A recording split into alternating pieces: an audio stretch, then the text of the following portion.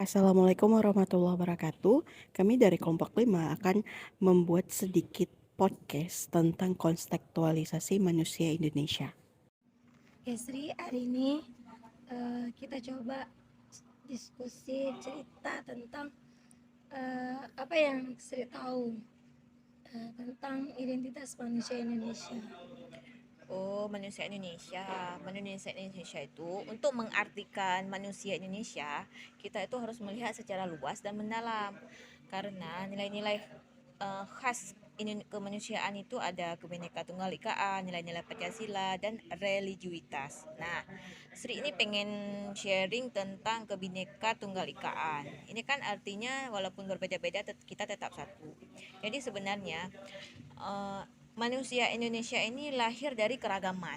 Nah, jadi sebenarnya latar belakang menjadi khas manusia Indonesia atau sehingga dia menjadi identitas manusia Indonesia karena keragaman yang dimiliki oleh manusia Indonesia itu sendiri. Keragaman itu diperoleh dari pengalaman dia berinteraksi dengan orang lain, berdialog, beraktivitas, dan itu kan sudah terjadi bahkan sebelum terbentuknya negara Republik Indonesia.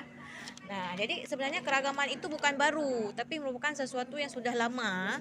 Kemudian itu menjadi khas dari manusia Indonesia. Oh gitu ya. Iya.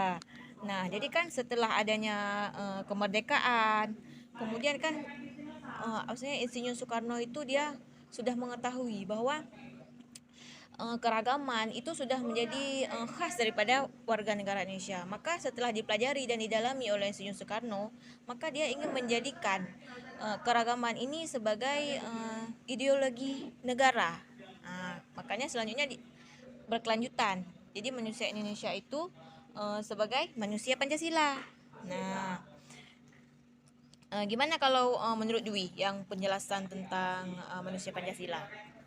Kalau kita tahu Indonesia itu kan memang berlandaskan dari Pancasila ya, semua sebab Pancasila. Kita lihat aja kalau sila pertama itu ketuhanan yang Maha Esa. Itu berkaitan dengan nilai religius yang ada di identitas manusia itu sendiri. Jadi segala sesuatu masyarakat Indonesia itu uh, apa patuh pada Tuhan Yang Maha Esa sesuai dengan kepercayaan masing-masing setiap warga negara Indonesia, karena kita tahu di Indonesia itu banyak memiliki keberagaman, terutama keberagaman dalam beragama. Nah, kalau Pancasila kedua itu Kemanusiaan yang adil dan beradab. beradab gitu. Jadi kita adanya nilai-nilai norma yang mengajarkan kita untuk adil dalam segala hal seperti itu. Nah, untuk yang ketiga, Persatuan Indonesia. Persatuan Indonesia, bahwasanya ya tadi yang kayak Sri sampaikan, manusia Indonesia itu kita wilayah tersusun atas pulau-pulau yang beragam seperti itu. Jadi walaupun kita berbeda budaya, tapi kita tetap satu, yaitu Indonesia. Nah, yang keempat, Kerakyatan yang dipimpin oleh hikmat kebesaran dalam persyaratan perwakilan. Jadi artinya apa?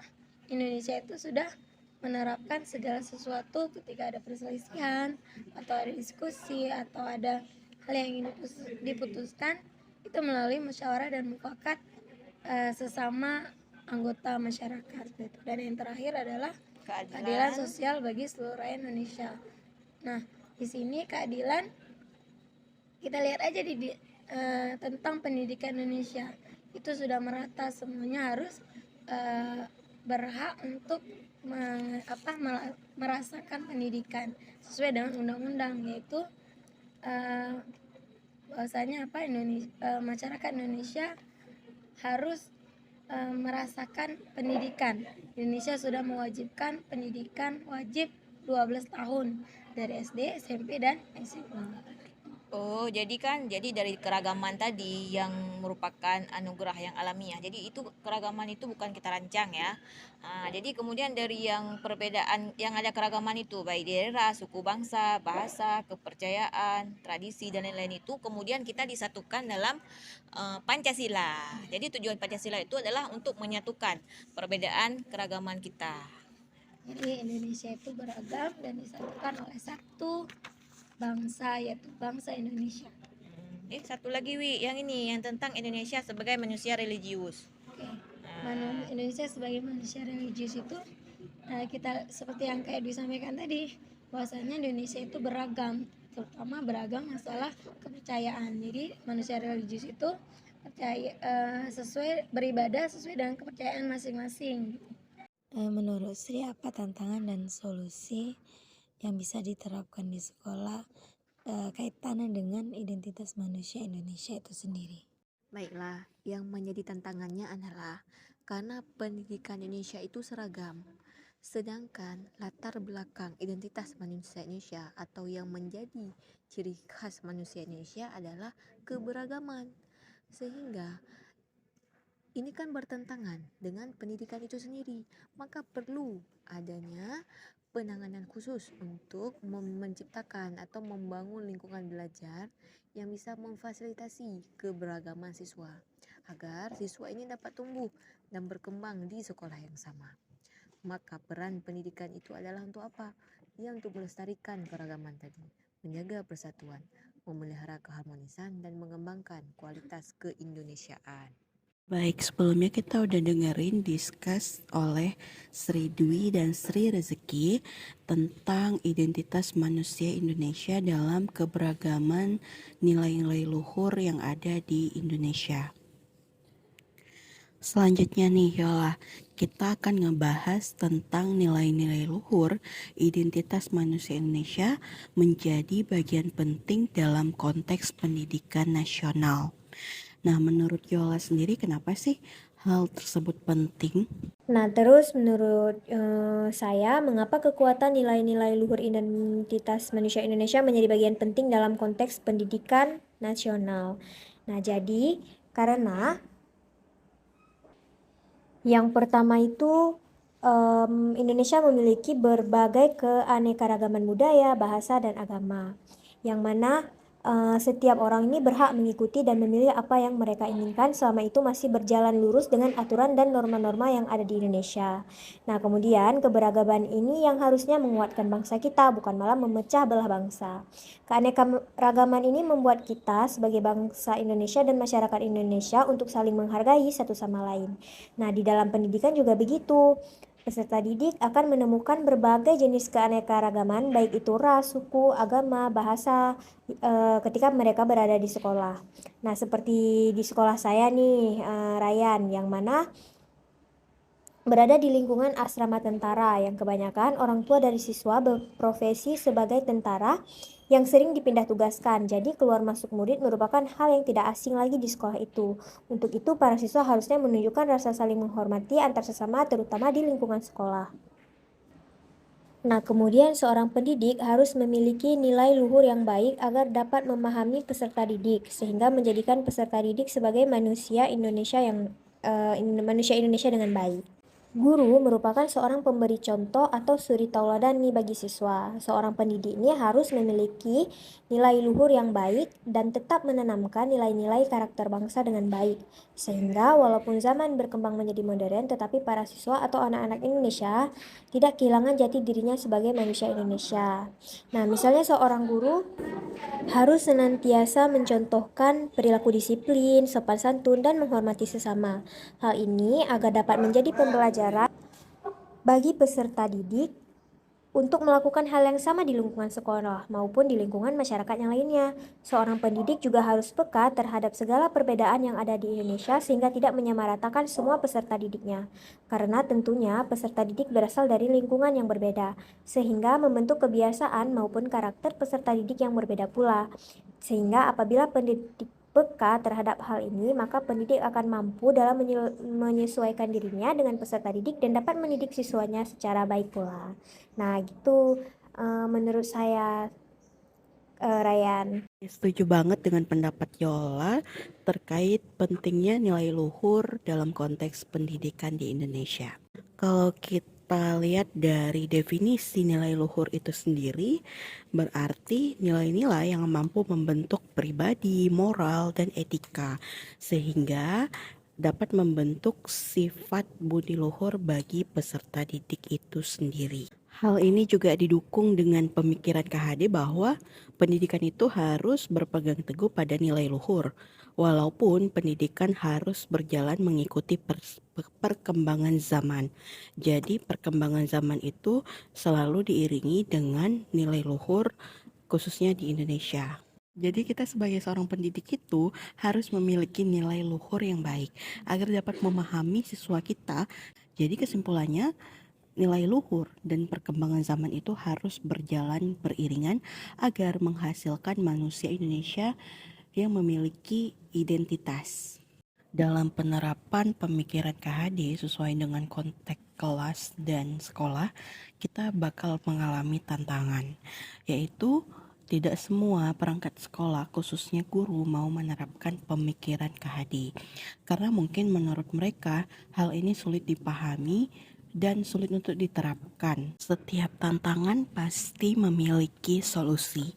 Nah, solusinya kita sebagai calon guru yang profesional, saya mungkin bakalan mengajak para guru tersebut untuk belajar perlahan tapi pasti. Karena pendidikan sesuai zaman bagi siswa itu sangat penting. Seperti yang dikatakan KHD, didiklah anak sesuai zamannya. Jadi menurut Ryan sendiri, bagaimana rumusan tentang identitas manusia Indonesia menjadi sebuah landasan kuat implementasi pendidikan di Indonesia? Oke, thank you Yola. Sebelumnya kan ini tentang rumusan identitas manusia Indonesia. Nah, kalau kita berbicara tentang identitas manusia Indonesia, Indonesia itu pasti memiliki keanekaragaman budaya yang sangat beragam, dimulai dari pola pikir, perilaku, karakter, dan keduanya itu berbeda satu sama lainnya. Oleh karena itu adanya istilah Bhinneka Tunggal Ika di Indonesia, karena kita terdiri dari 33 provinsi dan ini sangat berpengaruh pada pola pikir dan perilaku serta karakter masing-masing peserta didik tersebut. Kalau kita berbicara di Aceh aja ada beberapa hal budaya yang berbeda satu kota dengan kota yang lainnya. Nah, itu sangat mempengaruhi pola pikir anak-anak kita.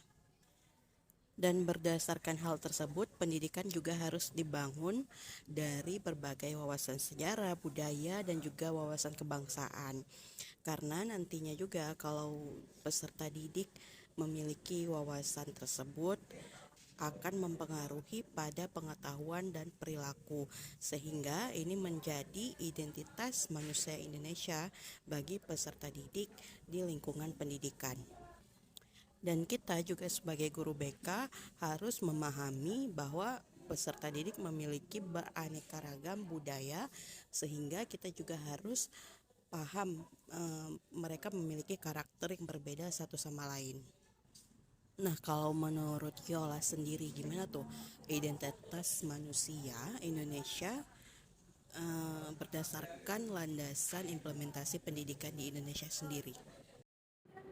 Nah, kalau menurut Yola sendiri, kenapa identitas manusia Indonesia ini menjadi sebuah landasan kuat dalam implementasi pendidikan di Indonesia?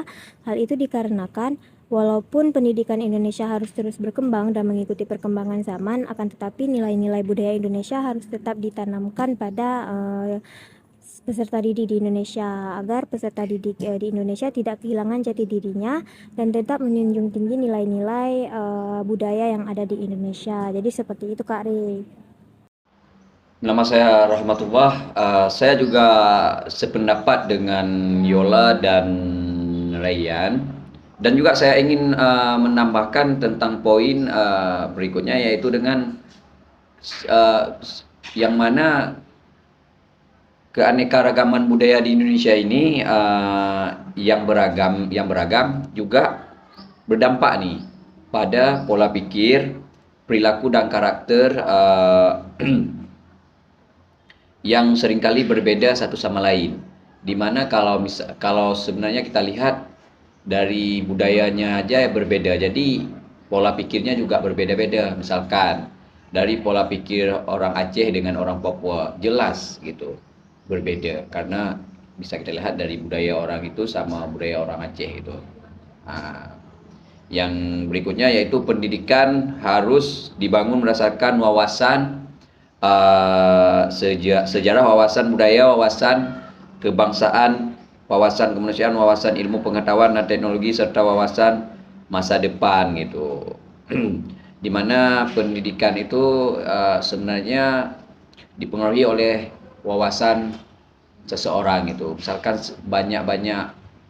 seorang banyak wawasan, maka orang itu makin banyak gitu ilmu atau sesuatu yang diperoleh gitu. Mungkin itu saya pendapat dari saya gitu. Terima kasih Rahmat, Yola, Sri Dwi, dan Sri Rezeki atas pendapatnya tentang kontekstualisasi manusia Indonesia. Sekian podcast kami dari kelompok 5. Terima kasih. Assalamualaikum warahmatullahi wabarakatuh.